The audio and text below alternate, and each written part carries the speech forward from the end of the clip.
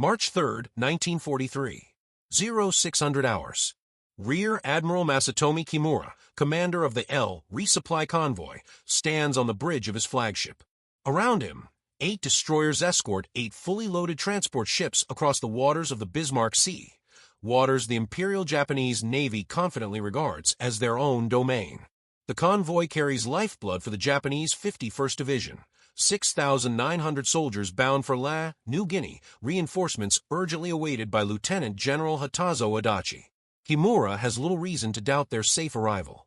For over a year, Japanese warships have sailed these routes with near impunity, rarely challenged by American surface forces. What Kimura cannot know, what no Japanese officer could possibly imagine, is that American mechanics, working in rough Australian workshops, have reshaped conventional bombers into something entirely new, something terrifying. Within hours, B-25 Mitchell bombers modified with 8.50 caliber machine guns jutting from their noses like the fangs of a mechanical predator will descend upon his ships and turn the Bismarck Sea into a graveyard of twisted steel and burning oil.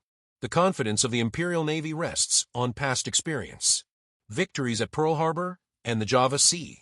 The unimpressive record of American high-altitude bombers whose bombs often missed maneuvering ships. And faith in the firepower of Japanese destroyers' anti-aircraft batteries to repel any aircraft reckless enough to fly low. Captain Tamakihara of the destroyer Shirakumo has escorted convoys between Rabaul and La many times.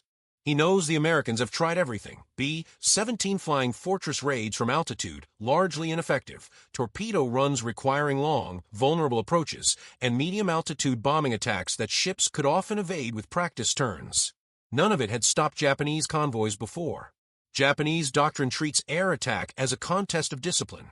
Tight ship formations, synchronized evasive maneuvers, walls of anti-aircraft fire, and fighter cover from Rabaul's 11th Air Fleet. These methods, proven in past battles, had reassured Admiral Gunichi Mikawa, who approved this mission despite the certainty of American detection. Each destroyer has drilled for this moment. Commander Yasumi Doi of Tokitsuke's has trained his gunners relentlessly, demanding that they hold fire steadily, lead their targets, and blanket the skies with 25mm shells. The convoy's defensive umbrella is formidable, over 125mm cannons, scores of 13mm machine guns, and the dual-purpose 5-inch guns of the destroyers. Japanese doctrine calls it an umbrella of steel. Against conventional air attacks, it had worked. The transports themselves are packed not only with troops, but with ammunition, rations, medical supplies, and weapons, everything Adachi's forces need to survive in New Guinea. The largest ship, Kyakusei Maru, displaces over 6,000 tons and carries an entire regiment. Soldiers aboard have waited weeks at Rabaul for favorable weather. They have been warned they are sailing into danger, but told to trust the protection of the Imperial Navy. The convoy moves in perfect formation. Destroyers guarding the vulnerable transports, every watchstander alert for submarines or bombers. To the Japanese, this is routine. They have done it many times. But this morning is different. The first sign comes when Japanese lookouts report incoming American aircraft at medium altitude, exactly what they expected, a formation of B-17s and B-25s around 7,000 feet. Gun crews snap to their stations, weapons traverse skyward, and the convoy prepares to unleash the practiced storm of fire that has saved them before. What no one sees, yet, are the other aircraft skimming just above the waves, their propellers stirring spray from the sea. These are not ordinary bombers. They are the modified B-25 strafers, a weapon the Japanese Navy has never faced, and for which their doctrine has no answer. The Japanese convoy braces itself for what looks like a familiar attack. At 7,000 feet, American bombers peel off into their runs, drawing every gun skyward. Tracer fire arcs upward in neat, deadly streams. To the Japanese crews, it feels routine, another test of discipline and firepower. But this is only the distraction. From the southwest, hugging the waves so closely their propellers leave white trails across the water, 13 Royal Australian Air Force Beaufighters and 12 B-25 Mitchell strafers surge toward the convoy. The sun glints off their canopies, their approach masked until the last possible second. To the Japanese, it is an unimaginable sight, medium bombers charging at mast height, their noses bristling with 8.50 caliber machine guns apiece. Major Edward Larner leads the first wave in his B-25 Ruthless. Ahead lies the destroyer Shirayuki. At 280 miles per hour, Larner can see the stunned faces of sailors pointing from her deck. They have seen B-25s before, but never like this. Never with 8 dark muzzles glaring from a nose, like the eyes of a predator closing in. At 1,200 yards, Larner squeezes the trigger. 8 streams of armor-piercing incendiary fire leap forward, solid lines of tracer flame connecting bomber to destroyer.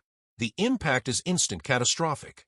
Windows on Shiryuki's bridge burst inward. Officers and helmsmen are torn apart where they stand. Gun crews fall as their thin steel shields disintegrate under the storm of fire. One Japanese ensign who survives will later recall the horror. It was as if a giant saw had cut through the bridge. Men vanished before my eyes. For 8 full seconds, Larner pours nearly 1,000 rounds into the destroyer's superstructure. Then, at near point-blank range, he releases 2 500-pound bombs, skipping them across the waves. They slam into Shiryuki's hull, just below the waterline. 5 seconds later, the destroyer buckles in a pair of massive explosions. Her back is broken, her engine rooms flooding. As Larner pulls away, his gunners rake the deck with yet more .50 caliber fire. Shiryuki is already sinking. Behind him, 11 more B-25s break into the convoy, like wolves among sheep. Lieutenant John Hennebree in Hell Sapphire lines up the transport Kyakusei Maru, walking his tracers from bow to stern. The transport's bridge collapses under the hail of bullets. Its steering is destroyed, officers dead. 2 skip bombs follow, exploding deep in her holds, where hundreds of packed soldiers are trapped. Bowfighters swoop in behind, their 4 20mm cannons shredding anti-aircraft positions and lifeboats. Flight Sergeant Fred Cassidy dives at mast height toward the transport Taimei Maru, watching explosive shells rip open her bridge, scattering sailors into the sea. Everywhere, the convoy's defenses collapse. Commander Yasumi Doi aboard Tokitsuke's tries to rally his gunners, but they are being killed faster than they can fire. Many abandon their stations entirely as they watch the approaching bombers' noses flash with fire. Discipline crumbles in the face of this new kind of warfare. The destroyer Oratio attempts to interpose herself, shielding a transport with her own hull. Her captain's gallantry only makes her a target. 3 B-25s converge on her, their combined 24 guns pouring thousands of rounds into her decks. Her bridge disintegrates, her rudder jams. Out of control, Oratio slams into the transport Nojima, the 2 ships locking together as fires rage unchecked. All around Admiral Kimura, the convoy disintegrates. The air is filled with smoke, fire, and the deafening roar of low-flying bombers tearing through ships at wave height. In less than 15 minutes, the umbrella of steel that Japanese doctrine promised has become meaningless. What Kimura is watching is not just the destruction of a convoy, it is the birth of a new form of naval warfare. The convoy is no longer a formation, it's a scattering of burning targets. What began as a textbook defense has become a slaughter at sea. The destroyer Asagumo, edging in to rescue men thrown overboard, is raked by .50 caliber fire and staggered by skip bomb hits that open her hull below the waterline. Nearby, transports burn from stem to stern, ammunition cooks off in chain reactions, bulkheads glow red, and black columns of smoke climb into the morning sky. One transport tries to turn away and presents a fatal broadside. Lieutenant Donald McCullough in Sleepy Time Gal opens up at 1,500 yards, his 8 guns chewing a luminous path along the waterline. Fires bloom in the holds, and the skip bombs that follow finish the job. Armor plate peels back, the keel shudders, and the ship folds into the sea. For 15 relentless minutes, the low-level attackers own the surface. The B-25s and Bowfighters work like paired tools. Strafers silence gunners and bridges. The next wave plants delayed fuse bombs that detonate deep, where flooding kills fastest. Japanese doctrine, evasion, interlocking fire, fighter cover, has no counter for point-blank gunships arriving at wave height. Admiral Kimura watches from amid the smoke and spindrift as signals go unanswered, bridges vanish, and wakes wander aimlessly where helmsmen once stood. Order dissolves into isolated fights for survival. Hoses without pressure, jammed rudders, abandoned guns. Every minute brings another shock. Oratio locked to Nojima and burning. Shiryuki broken and settling. Transports listing hard. Their decks a chaos of wounded and fire. Some sailors make it into the water. Many do not. Lifeboats and rafts, briefly crowded, are hit again as strafers sweep the area to ensure no reinforcements reach La. It is brutal, clinical, and decisive, the kind of attack designed to collapse an operation, not merely damage it. By 10:15 a.m., the attackers are gone. Only the thunder of secondary explosions remains. The Bismarck Sea, moments ago a moving fortress of steel, is now a field of wreckage. Of 8 transports, all are sinking or sunk. For if 8 destroyers are gone, including Kimura's flagship Shirayuki, and the survivors limp, pocked with .50 caliber scars, decks slick with oil and blood. Rescue efforts begin under a sky that smells of cordite and burning fuel. What survivors the destroyers can pull from the water are precious few. Many more are beyond help. Of the 6,900 soldiers who sailed from Rabaul, fewer than 1,200 will ever reach La, most of those spirited away by submarines after dark. The 51 ST Division's promised strength has been annihilated not ashore, where men can dig and fight, but at sea in minutes. The lesson is unmistakable. The umbrella of steel couldn't stop aircraft that first blind the umbrella bearer and then shoot from arm's length. The modified B-25s have shown that a medium bomber can become a ship killer, fast, resilient, and devastating at the waterline. For the Imperial Japanese Navy, March 3, 1943, isn't just a defeat. It's a doctrinal shock, the moment a familiar ocean turns hostile under a new kind of thunder. The Bismarck Sea massacre didn't come from nowhere. It was the culmination of months of improvisation, ingenuity, and frustration with conventional bombing. Major Paul "Pappy" Gunn, a former Navy pilot turned Army Air Forces officer, knew from experience that high-altitude bombing against ships was nearly useless. Bombs dropped from thousands of feet simply couldn't strike maneuvering vessels. Torpedo attacks required specialized aircraft the U.S. Army didn't have in the Southwest Pacific. Gunn's solution was radical. If you couldn't hit ships from above, then fly directly at them and drown them in firepower. Working with North American Aviation's field representative Jack Fox at Eagle Farm Airfield near Brisbane, Gunn stripped B-25 Mitchells of their bombardier stations and began installing machine guns directly into the nose. At first it was 4, then 6, and finally 8.50 caliber Browning M2S fixed forward. This turned the bomber into a gun platform, able to unleash more firepower than many destroyers in a single pass. Each gun fired 850 rounds per minute. Together, the 8 produced a storm of 6,800 rounds every 60 seconds, streams of armor-piercing incendiary bullets capable of sawing through steel decks, wrecking gun emplacements, and killing crews before they could even aim back. But forward firepower wasn't enough. Gunn and his fellow innovators added a tactic to match the weapon: skip bombing. Instead of dropping bombs from altitude, pilots released them at wave-top height. Just like skipping a stone across a pond, the bomb would bounce off the surface and slam into a ship's side or detonate beneath the waterline. Major William Benn of the 43rd Bombardment Group tested the technique endlessly against the wreck of the SS Pruth near Port Moresby. Pilots learned the rhythm: 200 feet altitude, release at the perfect distance, watch the bomb ricochet once or twice before finding its mark. It was dangerous, it was low, and it required nerve of iron. But when done right, it was devastating. General George Kenney, commander of the 5th Air Force, quickly saw the potential.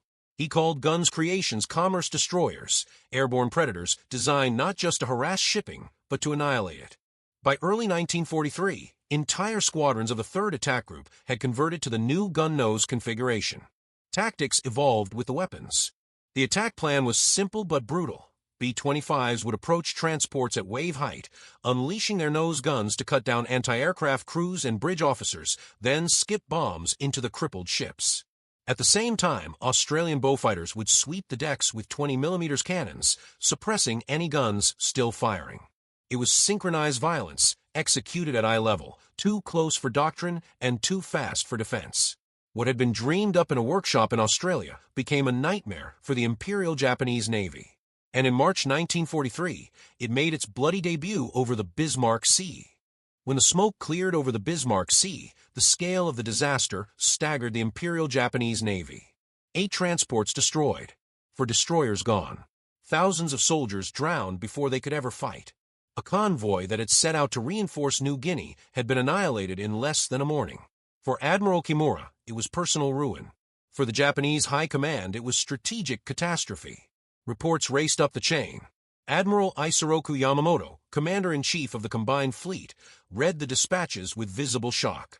Japan's island strategy, its entire war in the Pacific, rested on moving men and material across the sea. Now, even heavily escorted convoys were vulnerable. The umbrella of steel had failed completely. Yamamoto privately admitted what his staff already feared: daylight resupply and range of American aircraft was no longer possible. The psychological blow spread faster than the flames had. Captains and sailors who survived described the modified B-25s in terms usually reserved for nightmares: flying saws, 8 eyes of death, machines that cut ships apart. Commanders who once mocked American bombing as clumsy now confessed they had no answer for gunships that arrived at wave height, blazing with firepower, and skipped bombs into hulls with surgical accuracy. Within weeks, the Japanese shifted doctrine. Large convoys were abandoned. Destroyers and submarines were forced into Tokyo Express runs, fast, night-only supply missions that carried only a fraction of the needed cargo. Even then, losses mounted. Japanese soldiers on scattered islands began to starve, short of food, medicine, and ammunition. The ripple effects reached far beyond New Guinea. The destruction of the convoy at the Bismarck Sea marked a turning point in the Pacific War. The Allies had found a way to sever Japan's lifeline, not with fleets or decisive sea battles, but with bombers turned into predators. For the Japanese Navy, it was more than the loss of ships. It was the shattering of confidence. Their doctrines, their training, their carefully refined tactics, all of it had been designed to fight an enemy who dropped bombs from above or launched torpedoes from afar. None of it prepared them for Pappy guns flying gunships tearing through their convoys at mast height. Admiral Somu Toyoda, who would later command the combined fleet in the war's final years, summed up the realization in one stark line: the 8-gun B-25 destroyed our ability to move by sea. And without the sea, Japan cannot fight. The carnage in the Bismarck Sea wasn't a one-off strike. It was the opening act of a new doctrine that quickly spread through the Southwest Pacific. What Pappy Gunn had sketched out in a Brisbane workshop was now official policy. The B-25 strafer had proven itself, and the Allies intended to use it everywhere Japanese shipping still dared to sail. By mid-1943, entire bombardment groups had converted. The U.S. 3rd Attack Group was the vanguard, its squadrons practicing coordinated strafing and skip bomb runs until they could perform them with ruthless precision. Soon the 38th and 345th Bombardment Groups followed, their aircraft bristling with shark-mouth nose art as if daring the Japanese to come within range. Even the Royal Australian Air Force outfitted its B-25s with gun noses, adding their own ferocity to the hunt along the New Guinea coastlines. Tactics refined quickly. Beaufighters would attack first, their 20mm cannons smashing open bridges and silencing exposed gun crews. The B-25 strafers would follow, 8.50 caliber barrels blazing, killing anything still moving on deck. Seconds later came the skip bombs, skipping once or twice like stones before smashing into hulls and detonating deep below the waterline. The results were devastating. Transports split open, destroyers crippled, harbors turned into burning lagoons. By late 1943, Japanese convoys no longer dared to travel in daylight. Even small groups of cargo ships became targets. Allied pilots prowled like predators, sweeping low along coastlines, hitting barges, fishing craft, and even isolated sampans. The sea lanes that once tied Japan's far-flung garrisons together became hunting grounds. The consequences were swift and brutal. Japanese bases across New Guinea and the Solomon Islands began to wither. Without steady supply, garrisons fought on half rations. Ammunition ran short. Medical supplies vanished. Malaria, malnutrition, and dysentery became as deadly as bullets. What the B-25 strafers couldn't sink outright, they slowly starved into irrelevance. For Allied pilots, the effect was equally clear. They knew they were flying something special. Crews gave their planes names like Dirty Dora, Sleepy Time Gal, and Hell's Angel, decorating them with ferocious nose art that matched their mission. They joked grimly that they flew flying machine gun nests, but behind the humor was a pride. Every convoy destroyed meant fewer Allied soldiers facing a reinforced enemy on the ground. By early 1944, the reputation of the strafer had grown so fearsome that Japanese commanders admitted in reports that daylight movement larger than a fishing boat is suicide. The Americans and Australians had turned the tide without a single decisive fleet battle by simply denying the sea itself to the enemy. The B B-25 strafer was no longer an experiment. It had become the hammer of Allied strategy in the Southwest Pacific. Once the seas were made hostile for Japanese shipping, the B-25 strafers found a new mission. Their 8-gun noses, once designed to saw through decks and bridges, proved just as deadly against airfields, harbors, and inland targets. In November 1943, they struck Simpson Harbor at Rabaul, one of Japan's most heavily fortified strongholds. Dozens of B-25s roared in at mast height, their guns blazing across anchored ships and dock facilities. Skip bombs ripped into cargo vessels and warships at their moorings, while tracers set fuel tanks and warehouses ablaze. Japanese witnesses later described the harbor as a cauldron of fire and oil within minutes. Rescue crews dared not venture out, as any attempt was met with strafing runs. Rabaul, once a symbol of Japanese naval power, had been turned into a charnel house by low-flying bombers. Airfields proved equally vulnerable. In August 1943, during the raids on WWII, B-25 strafers swept in at treetop level. Their nose guns shredded parked aircraft, maintenance crews, and dispersal shelters. Bombs followed, destroying fuel stores and hangars. By the end of the assault, over 170 Japanese planes had been destroyed on the ground, an entire air force gutted in a matter of hours. Survivors recalled the horror of watching rows of aircraft burst into flames under the torrents of gunfire, while the pilots circling overhead calmly picked off anything still moving. Pilots discovered their aircraft were also perfect for suppressing ground defenses. Strafers would fly ahead of bombing formations, chewing up anti-aircraft guns and gun pits with concentrated fire. Against radar stations, supply dumps, and even trains, the results were devastating. Locomotives exploded into twisted wreckage under the impact of concentrated bursts. Convoys on roads vanished in firestorms of bullets and bombs. By 1944, the B-25 had transformed from a bomber into a general-purpose terror weapon. Its role had expanded so far that Japanese soldiers came to dread the sound of its engines almost as much as the approach of American ground forces. Survivor accounts tell of troops freezing in place when they heard the roar, convinced that nowhere, not a harbor, not an airfield, not even a jungle clearing, was safe. For the Allies, the strafer had become more than a ship killer. It was a scalpel that could slice into enemy logistics, air power, and infrastructure, leaving destruction wherever it passed.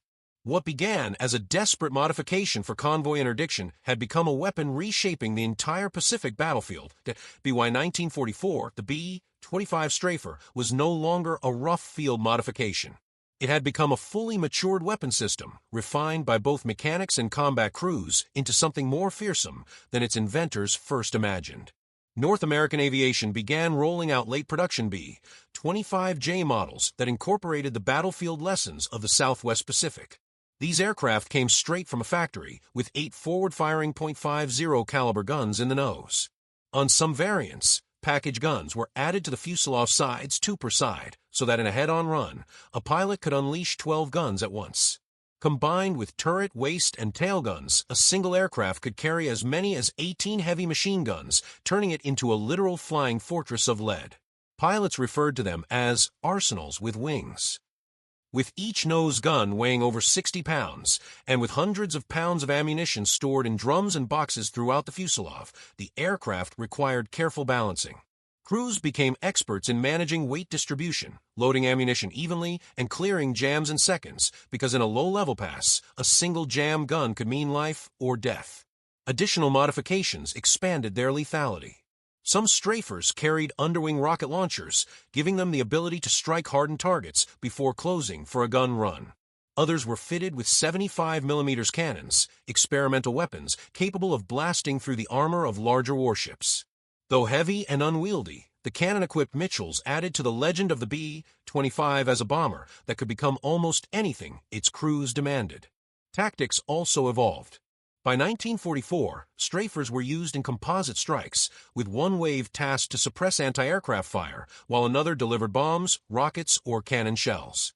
Pilots learned to approach targets at slight angles rather than head-on, confusing gunners and ensuring their skip bombs struck true. Delayed fuse settings were adjusted based on the target, shorter for transports, longer for destroyers and cruisers. The Japanese tried desperately to adapt. More light anti-aircraft guns were bolted onto transports, often in awkward clusters. Radar-guided fire control systems were introduced in limited numbers. Captains experimented with violent evasive maneuvers, even cutting engines or reversing course suddenly. But none of it could erase the fundamental mismatch. The speed, precision, and firepower of the B-25 strafers outpaced anything Japanese naval doctrine could muster. By 1945, the Mitchell had gone far beyond convoy hunting. Strafers attacked suicide boat pens, radar stations, coastal defenses, even inland supply depots. In the Philippines and later Okinawa campaigns, their low-level runs shredded Japanese infrastructure, while their bombs and rockets cratered runways and fuel depots. They proved especially effective in close support of amphibious operations, sweeping beaches and suppressing defenders before Allied troops came ashore. The 8-gun nose had begun as an experiment.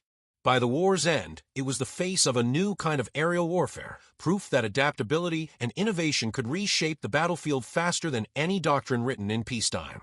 The B-25 strafer was a weapon of terrifying efficiency, but every bullet and bomb carried a human cost, both for those who flew the aircraft and for those who faced them.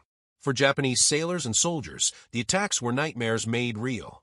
Survivors described them in language more visceral than tactical. A saw cutting the ship apart, 8 eyes of fire staring into us, the sky turning into a wall of bullets. Ships that had been safe havens suddenly became steel coffins. A single strafing pass could rip apart a bridge, silence every gun crew, and leave hundreds trapped in flooding holds. Survivors of the Bismarck Sea Massacre told of screams echoing from below decks as compartments filled with seawater, of lifeboats shredded by gunfire, of comrades vanishing in flashes of fire. The psychological toll was just as severe as the physical. Reports from Japanese officers after 1943 note that entire crews became paralyzed at the sound of approaching engines. Sailors froze at their posts, convinced resistance was useless.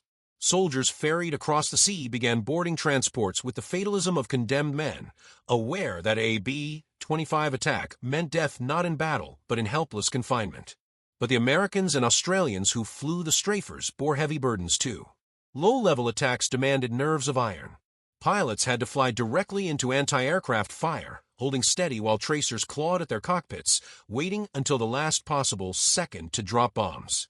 One hesitation, one flinch, and the aircraft would miss, or worse, collide with the water or the target itself. Losses were high. The 3rd Attack Group alone lost more than 40 B-25s in combat, many cut down during strafing runs when they were most exposed. Survivors recalled the horror of watching wingmen burst into flames beside them, or hearing the screams of crews hit by cannon shells as they pressed on with their own attacks. The stress was relentless. Veterans often developed nervous tremors, insomnia, or what would now be recognized as combat fatigue. Some were pulled from duty after too many missions left them unable to face another run at mast height. One pilot later admitted, "Every time we lined up, I thought, this is the one that's going to get me. You just kept flying until your luck ran out." And yet, despite the danger, many crews felt pride in their work. They knew their missions mattered. Every ship sunk meant fewer Japanese reinforcements, less food, less ammunition on the front lines. They believed, grimly but firmly, that every minute spent skimming the waves under fire was a minute that saved lives on the ground.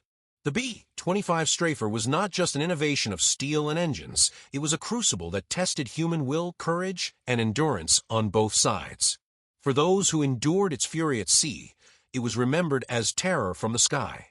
For those who flew it, it was remembered as the longest 15 minutes of their lives, repeated again and again, until either the war ended or their luck did. The B-25 strafer was more than a battlefield improvisation. It was a glimpse into the future of aerial warfare. In the immediate sense, its impact was clear.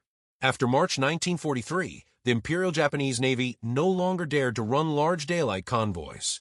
Submarines and destroyers running by night became the only way to supply garrisons, and even those efforts could not keep pace with the demands of war.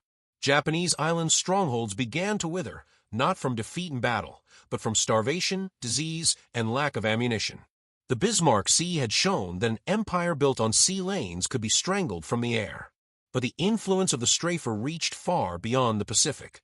American planners recognized that the concept, concentrating overwhelming forward firepower on a single platform, could be applied again and again. The philosophy shaped post-war thinking. Instead of relying solely on precision bombing from altitude, there was now a proven case for aircraft that could sweep battlefields clean with sheer volume of fire. During the Vietnam War, this idea returned in the form of the AC-47 Spooky gunship, armed with side-firing miniguns that rained thousands of rounds per minute on enemy positions. Later, the AC-130 Spectre and Spooky II would take the concept even further, bristling with cannons, howitzers, and sensors. Their lineage traced directly back to Pappy Gunn's workshop at Eagle Farm and the 8 machine guns bolted into the nose of a B-25. Even the A-10 Thunderbolt II, with its monstrous 30mm GAU-8 cannon designed to chew through tanks, can be seen as a spiritual descendant of the Strafer. Like the Mitchells of 1943, it embodied the principle that massive, concentrated firepower, delivered low and close, could shape battlefields more effectively than high-altitude strikes. Japanese historians writing in the decades after the war placed the B-25 Strafer alongside radar and code-breaking as one of the 3 innovations that doomed the empire. Without the ability to move troops and supplies safely by sea, Japan's strategy collapsed. As one post-war naval officer reflected, "We did not lose to fleets. We lost to the flying gunships that made the sea itself hostile." For the men who flew them, the legacy was more personal. At reunions years later, veterans recalled the shudder of 8 guns firing in unison, the vibration that rattled through the cockpit, the smell of cordite filling their lungs. They remembered the faces of their comrades lost in the firestorms and the sight of enemy ships tearing apart under their fire. They knew they had flown something unique, an aircraft born not in design studios, but in desperation, ingenuity, and battlefield necessity. In the final analysis, the B-25 Strafer stands as perhaps the most successful field modification in military history. It turned a conventional bomber into a ship killer, reshaped an oceanic campaign, and redefined what close-range firepower could mean in aerial combat. The 8-gun noses that Admiral Kimura saw bearing down on his convoy in March 1943 symbolized more than a new weapon. They marked the dawn of a new kind of war, where innovation shattered tradition and a handful of modified bombers could change the fate of an empire.